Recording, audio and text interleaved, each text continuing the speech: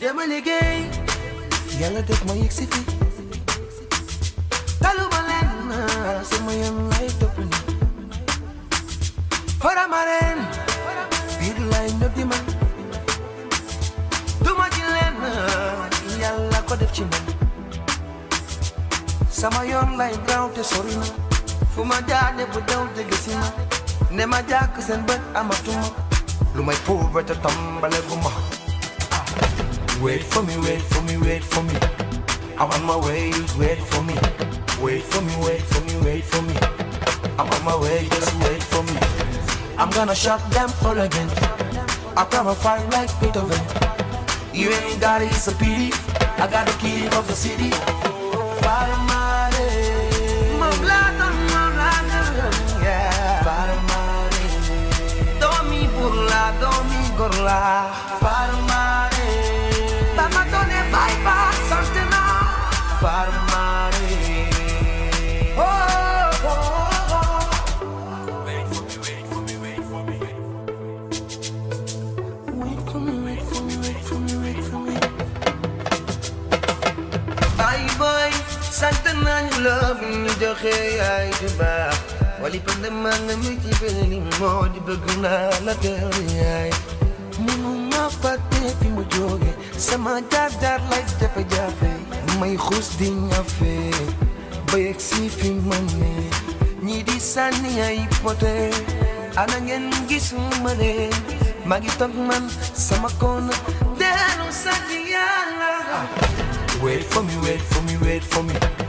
I'm on my way, just wait for me. Wait for me, wait for me, wait for me. I'm on my way, just wait for me. I'm gonna shut them all again. I promise fight like Beethoven. You ain't got it, it's a pity. I got the key of the city. Faramare, Mamlada, yeah. Faramare, Domi burla, Domi gorla.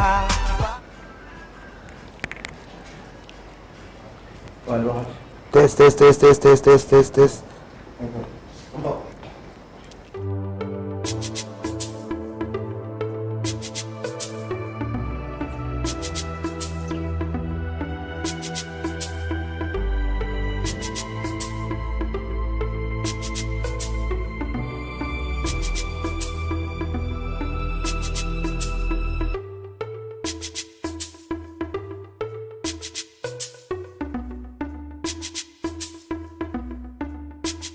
Dama liggéey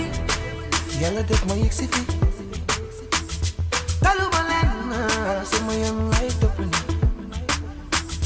faramaren biir lay nëb di man duma ci leen yàlla ko def ci man sama yoon lay gaaw te sori na fu ma jaane bu daw te gisi ma ne ma jàkk seen bët amatuma lu may pauvre te tambale gu ma Wait for me, wait for me, wait for me. I'm on my way, just wait for me. Wait for me, wait for me, wait for me. I'm on my way, just wait for me. I'm gonna shut them all again. I promise fight like Beethoven. You ain't got it, it's a pity. I got the key of the city. Faramare, Mamlada, yeah. Faramare, Domi burla, Domi gorla. Faramare. Tamatone bye bye Santana Faramare oh, oh, oh. Wait for me, wait for me, wait for me. Wait for me, wait for me, wait for me, wait for me. Bye bye Santana you love me joxe ay di baax wali pandama nga mi ci beni mo di bëgg naa la teew yaay mënuma fàtte fi mu jóge sama jaar lay jafe-jafe may xuus di ñafe ba yegg si fi ma ne ñi di sànni ay pote ana ngeen gisuma leen maa ngi toog man sama koona dellu sant Yàlla. Wait for me, wait for me, wait for me. I'm on my way, wait for me. Wait for me, wait for me, wait for me. I'm on my way, just wait for me. I'm gonna shut them all again. I grab a fire like Beethoven.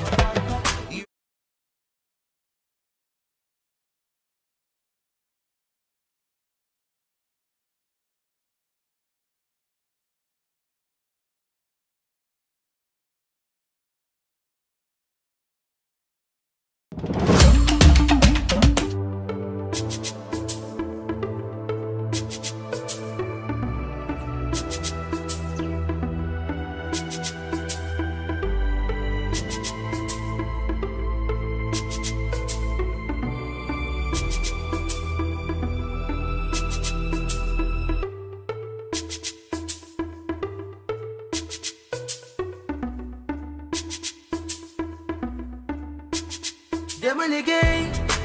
yàlla def ma yegg si fi taluma leen sama yoon lay topp ni farama leen biir lay ñëw di man duma ci leen yàlla ko def ci man sama yoon lay gaaw te sori na fu ma jaar ñëpp daw dégg si ma ne ma jàkk seen bët amatuma lu may pauvre te tombale gu ma. Wait for me, wait for me, wait for me. I'm on my way, wait for me. Wait for me, wait for me, wait for me. I'm on my way, just wait for me. I'm gonna shut them all again. I grab a fire like Beethoven. You ain't got it, it's a pity. I got the key of the city. Fire mare, mamlada, yeah. Fire mare, domi burla, domi gorla. Fire mare.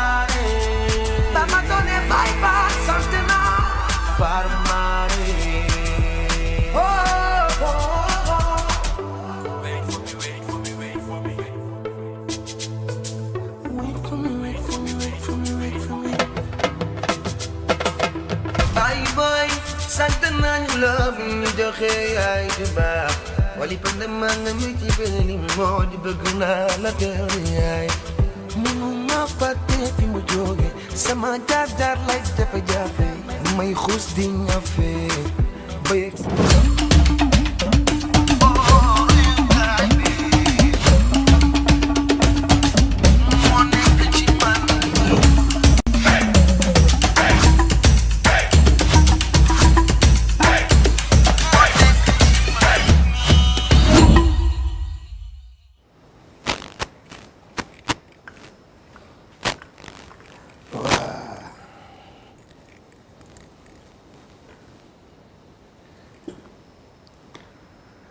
asalaamaaleykum adduna asalaamaaleykum la diaspora asalaamaaleykum soppi am di jàmm xarit asalaamaaleykum maa ngi jégalu ci retard bi aussi parce que xam nga il fallait dernier réglage yi ah saafonteeg soppe yi musiciens yi xam nga ay nit moom bu ñu liggéey ba pare xaw nga wax leen jaajëf donc am nañ tuuti retard bu mag sax waaye ñu ngi ciy jégalu ñu ngi ciy jégalu vraiment maa ngi leen di siyaar yi ñëpp di leen ñaanal jàmm day wax ni vraiment kontaan naa trop gis naa ni xam nga connecté ngeen ci YouTube bi seetaan Wally Ballago Seck with seen time you know jéem nañu nag takkale nañu xam nga ak suñu mbokk xarit am di jàmm ci àndal sponsor yi dinañ ñëw ci ñoom léegi Gambian people Sénégal ñëw nañu vraiment ça a été belle. C'est une belle fête maa ngi leen di siyaar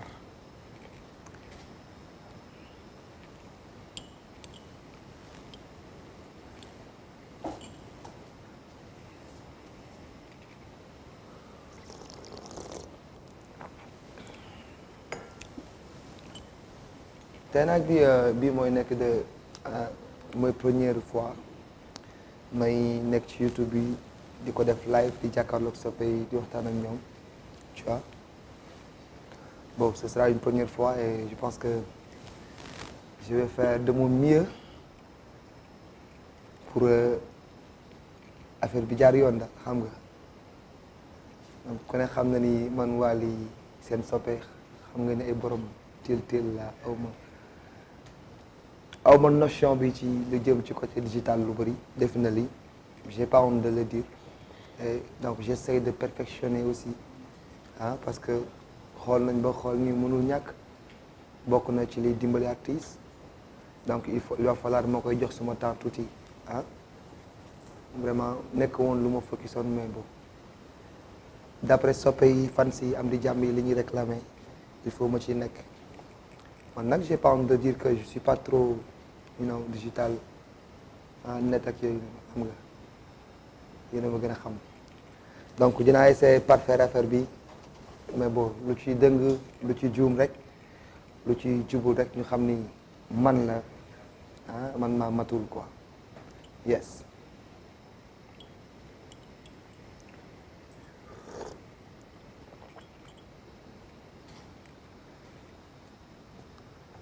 Bon, je pense que je vais Cheikh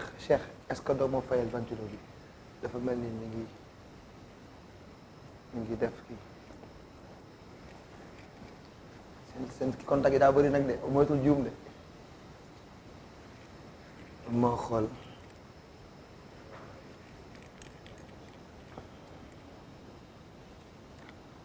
waaw gars yi zoom bi nag da bëgg naa ma nuyu sama gars yi nga xamante ne ñu ngi ci zoom bi anañu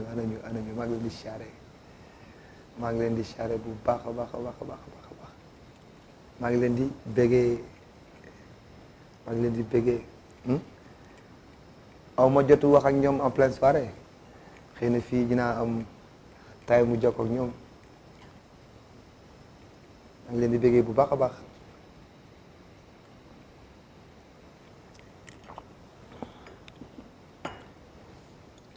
gars yi Gambie bi amoon na coono vous savez Wally moom ay yëfam moom xam nga dara du ci yomb mais yàlla def nañ ko ci bisimilah jeexal ko ci alhamdulilah maa ngi ñaan képp ku fi ñëwoon rek nga ñibbi ci jàmm dara bañ la jot ñu bàyyi fi jàmm d'autant plus aussi bu ñu demee Dakar fekk fa jàmm incha allah soppe am di jàmm xarit yi nga xamante ne ñëwoon nañ ci soirée bi jàpp ci vraiment maa ngi leen di remercier aw ma seen fay la diaspora kenn nerawu ci ñëpp ñu ngi connecté wu woon ci YouTube bi y a aussi les sites internet ñi nga xamante ni jóge nañ Dakar ñëw fii ñu leen di gërëm mais aussi la Sen TV def ci liggéey bu am njëriñ liggéey bu mucc ayib ci côté publicité donc maa ngi leen di remercier Sen TV des médias yëpp vraiment vous avez été excellent maa ngi leen di siyaar bu baax a baax balaa mu doon neex nag vraiment rek yéen tey balaa mu doon neex nag il faut moom ay question réponse waaw tey laay xam nag xarañ ngeen acca lu raas fif si pak yëngu leen ma xool mec subana ana bigi ñu dem mag question yi ñu waxtaan ak gars yi tuuti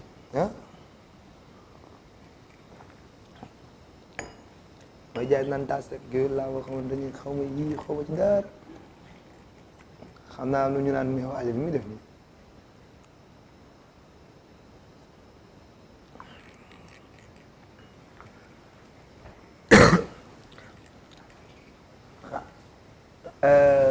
ku laajte sama ba large yi waaw mais lii tubéy la rek tubéy la rek dara you know c'est normal indi naa fi sol naa fi pain du ma ne maa ko fi indi sax parce que maa ko fi indi day bañ sax am ñu frustré wu mais bon indi naa fi style yu bëri Sénégal fii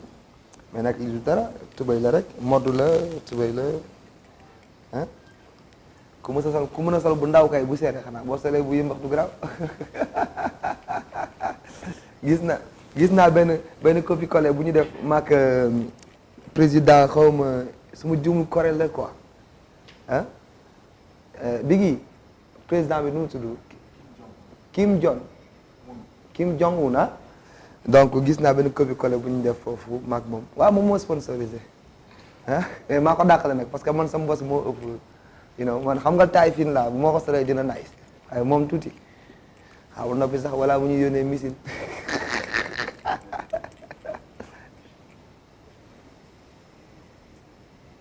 Mouhamed Mbaye mu ne chaque semaine pourquoi mu di def li benn yoon c'est possible Mohamed mais nag dama leen koy wax rek maa ngi jégalu encore une fois man j'ai pas honte de le dire ah je suis pas trop digital ak net yaa am gën a xam parce que liggéey bi day metti en plus damay xat loolu nekk ci lijjanti bi ah vous savez gars yi dama am staff bu jàmbaar rek ah mais affaire yi c'est pas évident parce que showbiz bi fu mu nekk nii musique bi ni muy doxee nii ah ñun on est seul xam nga dañu am tuuti jàppale rek mais xam nga wàllu yu bëri war woo nekk suñu yëf dañ ñu ko waroon doxal mais boo xam naa ne di ngeen comprendre mais dinaa essayer nag comme fan yii Dakar moom tëjuwaat nañ pour 1 mois dinaa essayer ci 1 mois yi même bu dee ñaari yoon la wala benn yoon ma defaat ko donc dafa dépendre rek ci équipe digitale bi Faramareen alors Fefs yéen a ngi may dégg Pâques kon bon des na ci yéen et merci encore parce que xam naa ni da nga ko bëgg rek parfaire Mohamed moo tax ngay wax loolu dinañ ci bàyyi xel bu baax a baax a baax a baax.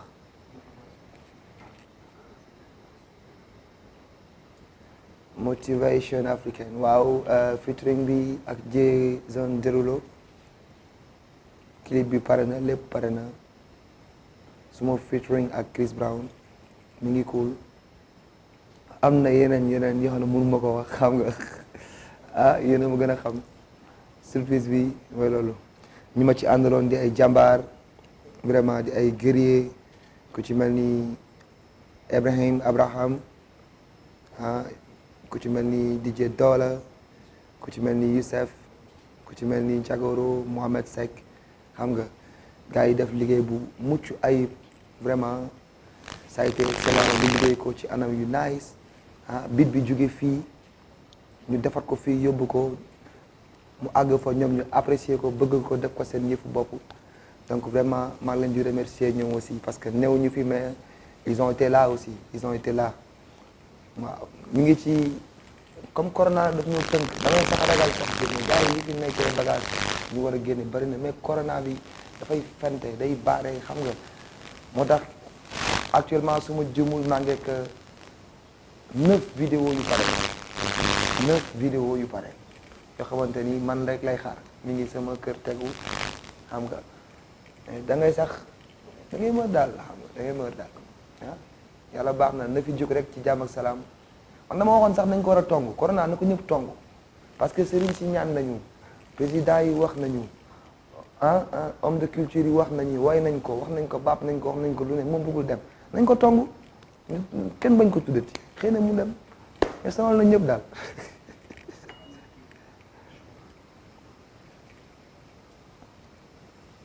waaw ni ma dundee séjour Gambie ça s'est très bien passé à part que c'était fatigant bon dinaa leen la wax tuuti rek parce que bi may ñëw dama jëloon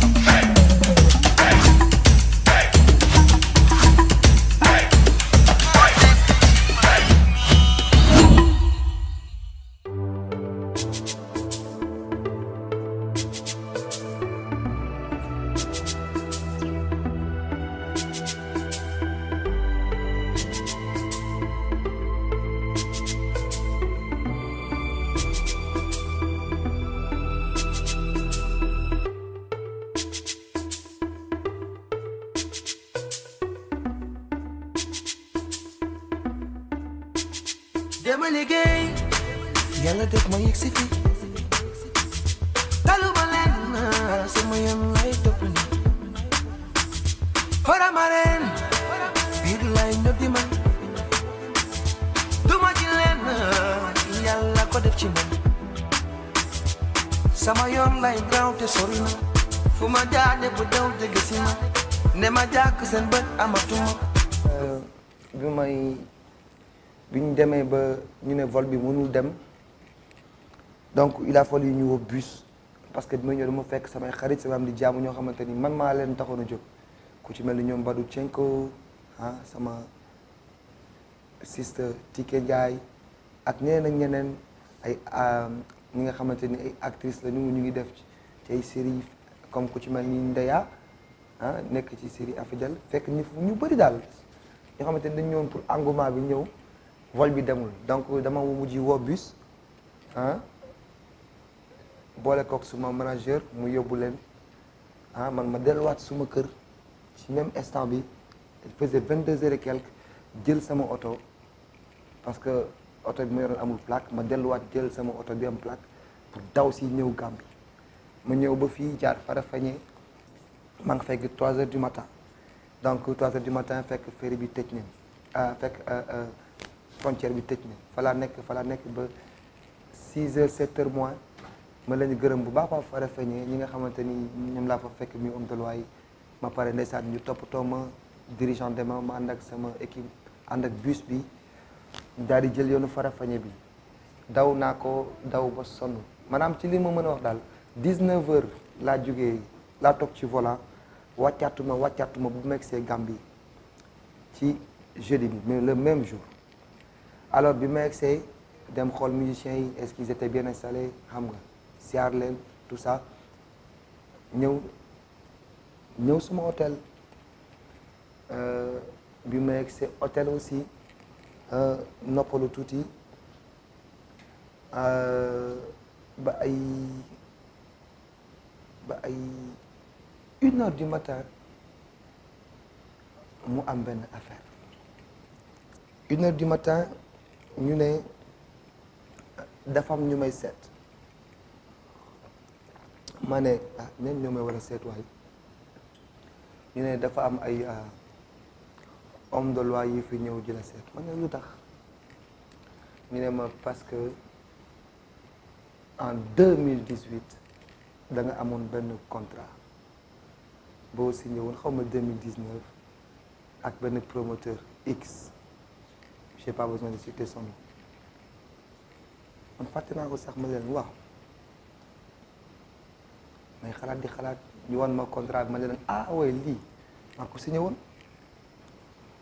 alors biñ koy signé ñu ngi ko signé ci ay clause yu leer naññ ñu bind ko en bon et due forme le gars il devait verser un montant de 400 millions lu ko jëmee ci Gambie ak Bercy jouer Gambie comme ni may defee Gambie def Bercy ñu bind ko mu ànd ak équipe bam ñu ñëw ñu am ay témoins mu signé alors il s'est trouvé que mu ne ma dafa am ay partenaires et puis en plus fii boo ñëw génne xaalis ci banque bi il faut nga wan leen këyit bi tax nga koy génne ma ne ko ok mais du ma la mën a jox këyit bu ñu bind noonu tant que amul dara lu ko symboliser sama manager ñëw ñu koy wax Fantasile bi fii ci Gambia mu ñëw ñu toog ñu waxtaan ak équipe am topp na ci ñaari fan di daw billahi wallahi wa taalaahi après ma xool mu nekk jeune bu bëgg liggéey ànd ak équipe am te it ma xam ci benn jigéen ko xamante ne ñu koy wax Anna di doom ci Fatou Ndiaye mu ne ma wàlle jàpp ci ma ne ko amul problème bi mu ñëwee mu génne 10 000 euros def déposit ñu bind ñu ne joxe na 10 000 euros déposit mi ngi dem wane këyit bi ñu ko bindal ak partenaire mi ak banque bi débloqué xaalis bi comme ça ñu mun a am prétexte mu mun a am li mu wane pour ñu defal ko virement ak sponsor yi mu wane ba ñu bindal ko ñu ci këyit bi ne ko nañ leen wan këyit bi léegi bu soobee yàlla man li may wax dafay leer ñu bindal ko ci këyit bi ne ko dans 2 mois su fekkee 150 et quelques mille euros bii nga war a verser pour account Gambie versé woo ko contrat bi dafay nul li nga joxe da nga koy perte mu d'accord ko ànd ceeg ay nitam ñu signé alors 2019 ñuy toog di xaar waa ji tey suba waykat boo ko xasee ba tënk ne ko date bi jël naa ko maa ko moom alors yow pénalisé nga ko soo ko jëlul afat moom nga yàqal bon ma jàpp ñu peut-être waruma ko joué xëy na wala booy xëy na dafa nekk ci tolof léegi Wally Seck ñëw na Gambie ñëwati Gambie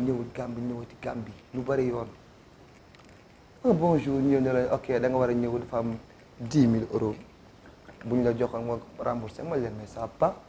yéen ñi ñëw di ma seet si du gis ngeen kayit bi luñ ci bind ñu ne ma waaw yaa nekk ci dëgg ñi fi ñëwoon ñoom wax loolu yaa nekk ci dëgg waaye foog nga dem ba fële man leen waa baax na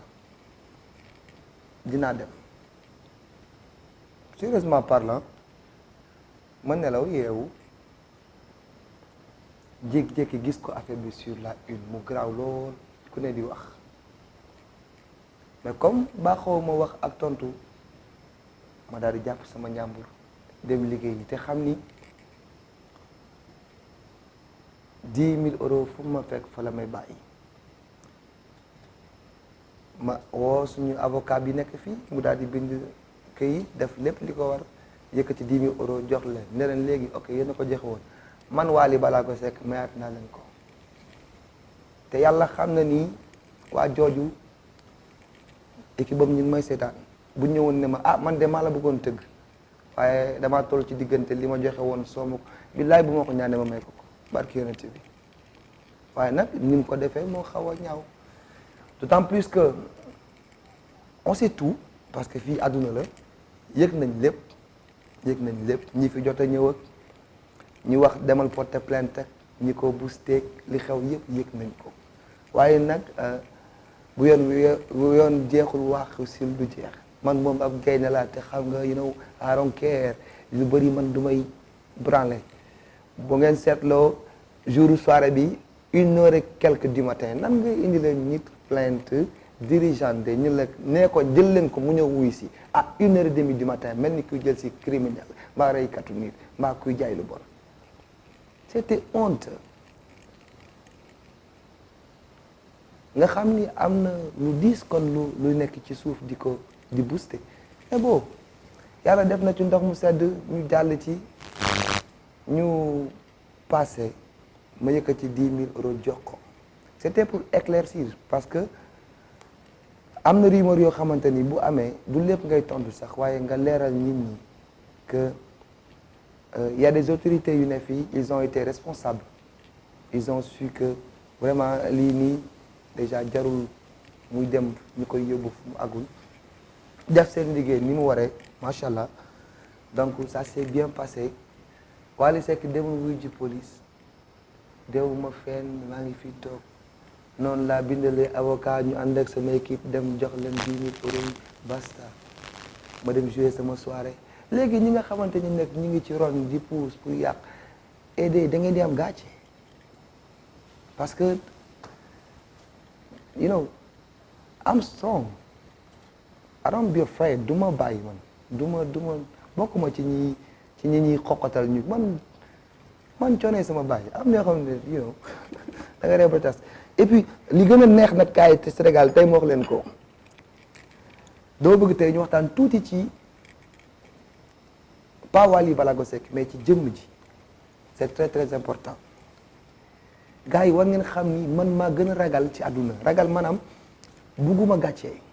bugguma ku ma yàpp moo tax lépp lu may def damay suuraale li ngeen may gisee nii lu sedd guy rek laa bëgg bugguma dara lu tàng moo tax du ma jéem a dugg ci dara maa gën a weex neige li may def làqatuma ci je gagne bien et honnêtement ma vie alors j'aimerais bien aussi préciser que yéene ak yéwén wala tabbe bokkul ak bari lee c'est diamétralement opposé foofu nag laa koy bis ñu changer débat yokk ci leneen lu daal jox la ma beneen question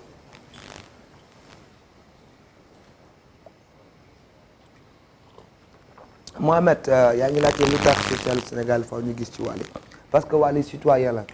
citoyen bu citoyen yi sagal citoyen boo xamante ni citoyen yi ñoo ko sagal waaw man su ma waree xëccu international te man nationalu ma amul njëriñ man li ma Sénégal defal ak fi ñu ma yóbbu ak fi ñu ma teg macha allah vraiment macha allah ñoom ñoo ma def li ma doon gannaaw yàlla ñoo ma dooleel ah ñoo ma bëgg ñoo ma teg fi ma teg donc li nga xamante ni jëf la boo xamante ni ñoom defal nañ ma ko as tuut xanaa bu ma goree war naa ko mën defaat ci ñoom ah lu dara et puis dama judd fekk sama papa di ko def sama yaay di ko def ah bon c'est tout à fait naturel c'est naturel c'est naturel defuma ko pour politique defuma ko pour bëgg lenn defuma ko pour aura defuma ko pour dara dama koy def naturellement yàlla xam na ko mais attention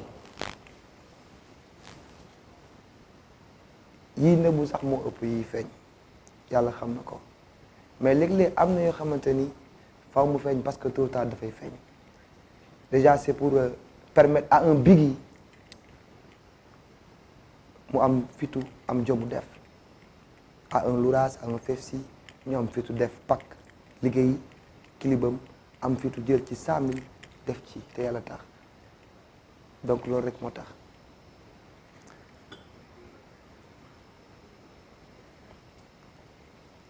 album Xippi xool morceau bi ma ci gën a neex sérieusement environnement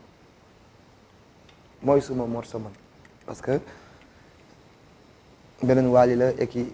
man en tant que mélomane bu weesoo woykat bi man boobu daf may daaneel defe na li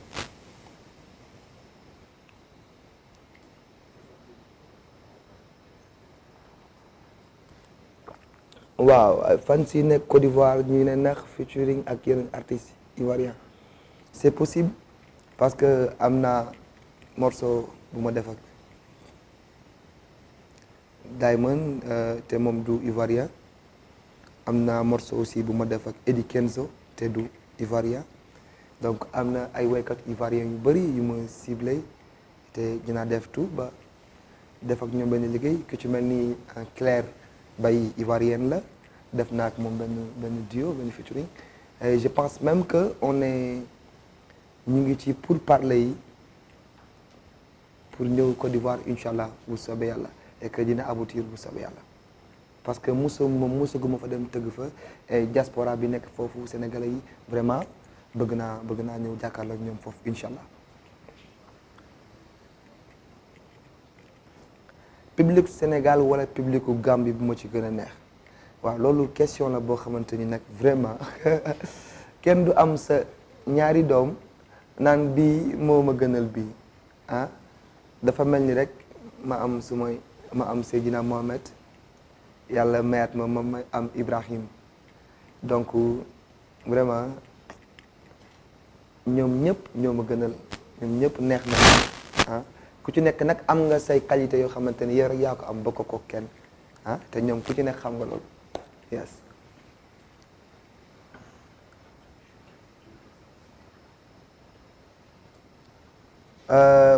Soo mënee répéter question bi s'il vous plaît.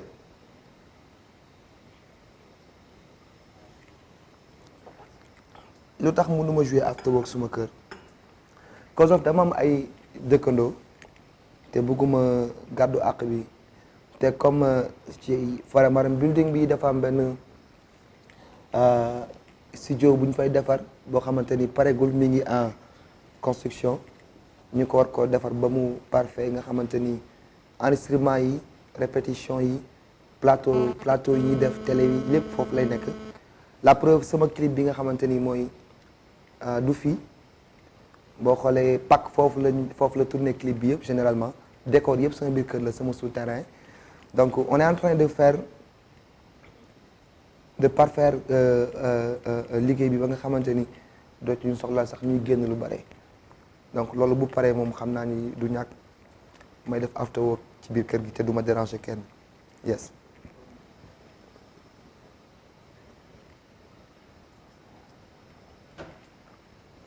waaw sama yaay Kumba Gawlo su ma gërëmee war na ndax moom yàlla dafa dogal man maa ko bëggal suma bopp ñu dëkkandoo woon Jili Mbay ah te dëkkandoo boo nit ki balaa nga koo xam rek ngeen dëkk muy jigéen ju maandu jigéen ju yem fa mu war a yem yàlla xam na ko ah jigéen ju am diine parce que am diine weesuwul ñi nga dëkkal doo ci tooñ kenn doo ci xuloo kenn te saa boo génnee doo wax dara lu ñu naan ay waay li mu waxati kawteef ah loolu boo respecté doomu adama rek respecté nga yàlla nit la boo xamante ni aussi ku gëm li muy def Sénégal yëpp seetaan ni àdduna ñëpp seetaan nañu waaye waajuram gërëm nañ ko ñëpp nangu nañ ñi am na Coupe d'Afrique boo xamante ni dañoo toog ba ci yàgg gis Coumba Gawlo dox sigil Afrique yëpp ah mu am une voix extraordinaire tey bu yàlla dogalee ndog-ndog ñëw man du ma wax sax décroché na dama naan décroché na pour l'instant parce que yàlla mën na ñëw ak ay mbiram nous on a besoin de Coumba Gawlo on a besoin d'elle on a besoin de notre très chère maman ah de la diva moom man maa ko war a gërëm parce que moom moo ma bëgg su ma gisee moom bébé la may wax fiston ah ma koy tooñ vraiment ana sama goro ana soxna ne ko naa ko dàq maa jël place am muy nit ku naturel maa ngi koy ñaanal gudd fan ak wér ah lii léegi mu jeex teggeeku te bu teggeekoo moom du ñëwaat de ñun ñoo koy jëli bu soob yàlla ñun ñoo koy jëli te bu soob yàlla yaay booy ñëw naa ba TFM yaakaar naa ni wax nañ la ko répétition tënk ma toog ba 18h moins te musicien nga waroon xaar fale ma dem liggéey waaye yow su ma sañoon wax dëgg yàlla loo ne rek ma ne ci laa la seet si I love you mommy mu ne sama featuring de rêve non awma en ce moment awma featuring bu ma defati rek dafa war Wally Seck la sénégalais yi la ñoo ko def ni mu war a mel mu mel noonu da ko war a dem defi après liggéey la ñun ñëpp ñu jokkante mais rêve non non dara jommuñu peut-être que bu album bi génnee bagage yi génn dinañ xam ni dara jommuñu awma kenn ku ma rêve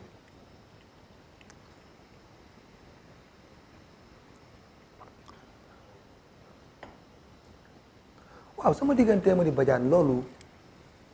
bi ci la fanaan ah c'est pas la première fois Eumeudi daal c'est Eumeudi moom ah c'est un Wally fini ah est-ce que xam nga Eumeudi mos ñu toog ñaari fan yu ñuy werantewul moo ko waa Sénégal dañuy werante ba tegante dënn parce que moom bu sañoon waxuma la su sañoon kenn dootul way bu sañoon man rek maay dox mais loolu nag nit ki su ko melee ci yow ah amuloo fayam waaram daan yëpp mel ko ci man soppi xarit am di jàmm mais nag Eumeudi dañoo séq solante tubay mu sol tubay mu tubay bi neex ma mu lekk ko ni amul ma ko benn njëriñ boobu doonu ma waykat doonu ma dara ma war a génn mu war a génn billahi mu dugg ci néeg su meeku jox ma naa ma gaawal dama war a génn ma koy daw 2 semaines su ma gisee allo yow bak si juwaa su ma jàppee ak ni waxee xam nga mu nit koo xamante ni il est extraordinaire ñëpp mën nañ ko seddal il est extraordinaire vraiment je l'aime beaucoup Badiane c'est mon ami waaw Ousmane Camara c'est le Baye Fall mi ngi Ramadan il est tout le temps ici la preuve léegi rek bi may dugg ci oto bi ndeysaan bi may dawal di ñëw maa ngi sama xel ci moom ma ne fàtte naa caché Ousmane de ci sama xel ah nit la boo xamante ni ba nii may wax ak yow nii neewu fii mi ngi États-Unis mais caché mi ngi koy jot nit la boo xamante ni ba nii may wax ak yow nii bu ñu joué day woote lii d'accord ma lii d'accord naa ba nii may wax ak yow nii groupe bi luñ ciy dirigeante dafay décider alors dafa dem États-Unis parce que nit la boo xamante ni challenger la dafa jëlay engagement yoo xamante ni yàlla moo ko teg mu nangu ko di xale bu am jom yàlla dogal mu dem États-Unis ànd ak doomam doom ji wéradi ñu ngi koy ñaanal jàmm yàlla nga koy may tan yàlla na ko yàlla may gudd fan ak wér ak jabaram jooju nga xamante ni mooy Adja jàmbaar donc xam nga Amérique du noonu ay papier boo ko fi signé def yi nga war a def il faut nga toog ba ba jot loolu kese la Ousmane il est tout le temps là il est là Ousmane c'est un noyau clé du Ramadan Ousmane Camara moom c'est le Moukabaro waaw Baye Fall maa ngi bëggee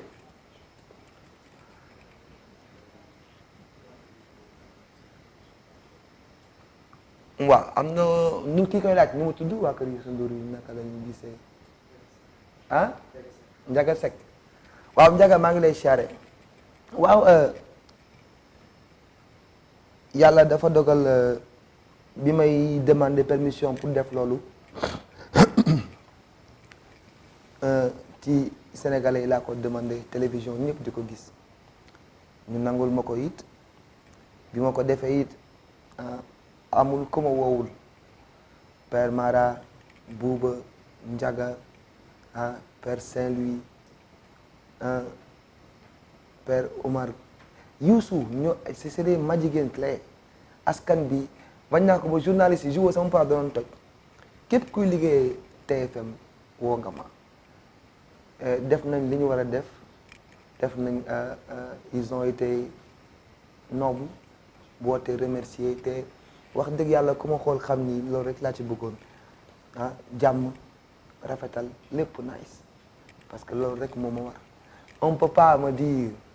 m'appeler tout le temps le chanteur du peuple alors may ñëw di def naka suru noonu dama war a def rek li nga xamante ni mooy li nice nit laa nag mën naa di juum je suis pas parfait du tout mën naa dëkkee erreur mën naa di tooñ waaye rëyu ma wax maa ngi jégalu parce que nit boo tooñee da ngay wax maa ngi jégalu donc vraiment wan nañ ma ni daal morceau bi doon na lu leen neex en plus dama ko woy nag dama ko woy nag dama ko woy xaw ma lu mu fu mu ko dégloo mais nee na ay da déggal lii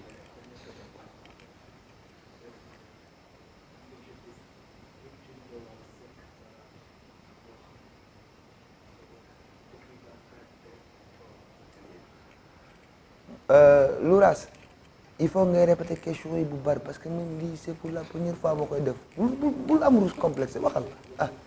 waaw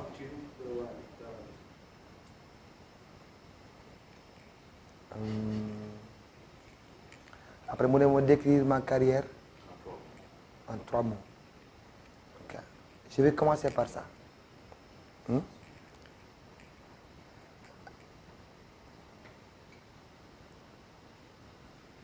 je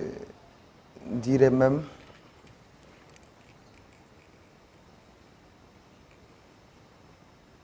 je veux une carrière honnête, équitable,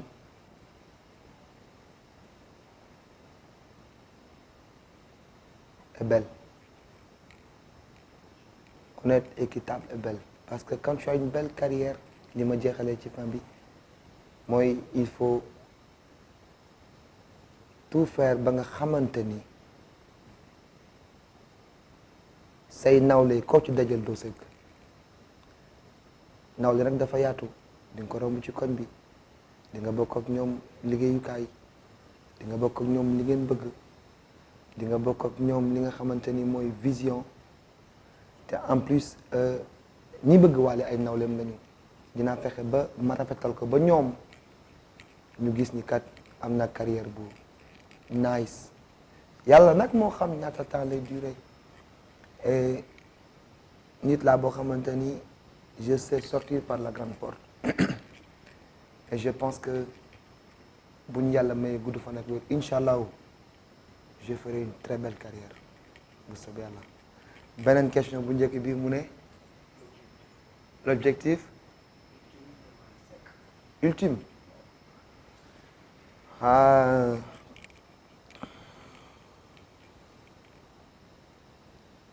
c'est d'amener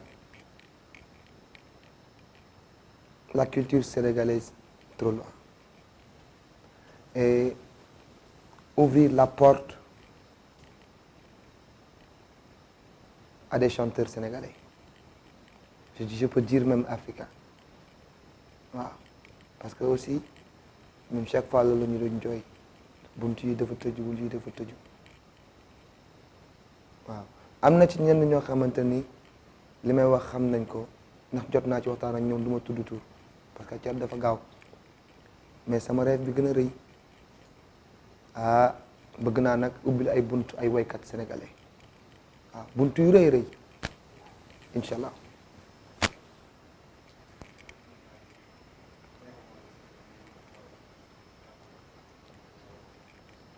waaw gars yi léegi nag comme ñu ne il faut que ma tënk ndax heure baa ngi jot donc maa ngi leen di waxati rek jaam laa kese seen soppe bi matul nag erreur moom maa ko dàq waaye nag dinaa leen wax tout le temps rek su fekkee wax naa fi lenn loo xamante ni waruma ko wax rek maa ngi ciy jégalu bu baax a baax a baax a baax a baax ñi nga xamante ni ñu ngi ci Zoom bi di jàkkaarloog man aussi maa ngi leen di gërëm di leen siyaare bu baax a baax a baax maa ngi leen di remercier la diaspora merci encore une fois le promoteur bi nga xamante ni moo ñu findi di Mouhamed Touré këram laa waroon dem léegi nii donc liggéey bi ma tënk moo tax dew ma waaye Mohamed xaar ma maa ngi ñëw bàyyi Wally maa ngi lay gërëm maa ngi gërëm Cosmakeup GK Connection maa ngi gërëm aussi Global Properties maa ngi gërëm bu baax a baax a baax a baax Mansour Ndaw maa ngi gërëm bu baax a baax a baax a baax ñëpp ñi nga xamante ni ñu ngi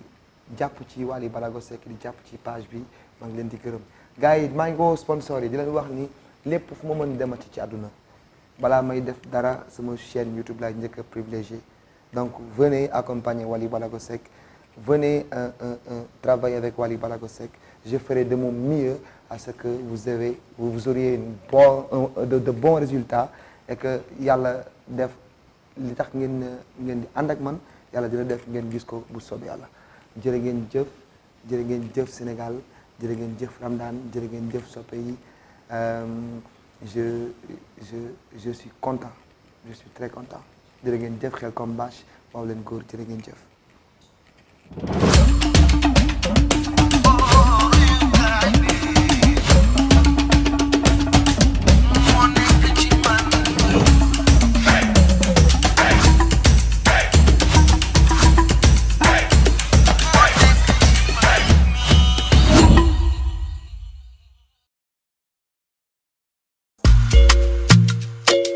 You've been struggling with poor internet for years, haven't you? You spend a fortune on data weekly and still aren't getting your money's worth. Well, we believe you deserve better. We believe you deserve DK Telecom. Yes, you heard me right. DK Telecom. DK Telecom is a